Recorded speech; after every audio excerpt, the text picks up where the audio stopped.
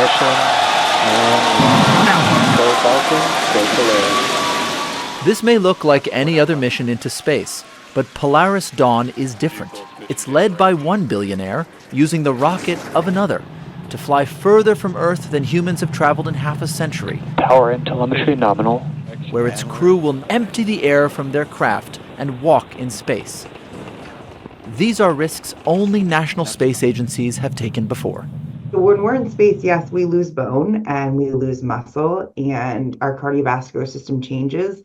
But that's all because we're adapting to our environment. But it's problematic when we come back to Earth, which is why we need countermeasures in space if we plan on returning. We do need our space cowboys, and we do need, people to take those risks for us.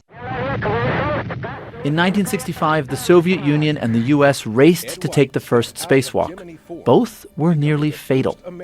But soon, spacewalking astronauts repaired Skylab, put a new lens on the multi-billion-dollar Hubble Space Telescope, and built the International Space Station. But it's still dangerous. An Italian astronaut nearly drowned in his own suit when his breathing system leaked in 2013, and most governments cannot afford accidents in space. For Polaris Dawn, experts say the most dangerous moments of this mission will come as the crew empties and refills their vessel with air, when they face risks of flammability and decompression sickness.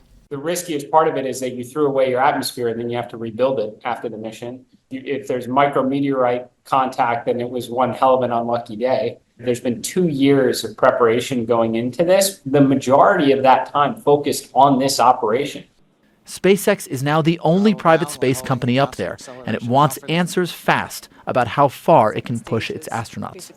My main concern is that because this activity is done with absolutely talented and very good people, but without an independent group of experts, like typically is done, a safety review panel, the devil is in the details and something may escape.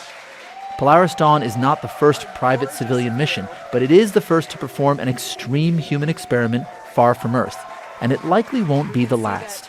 Colin Baker, Al Jazeera. Make sure to subscribe to our channel to get the latest news from Al Jazeera.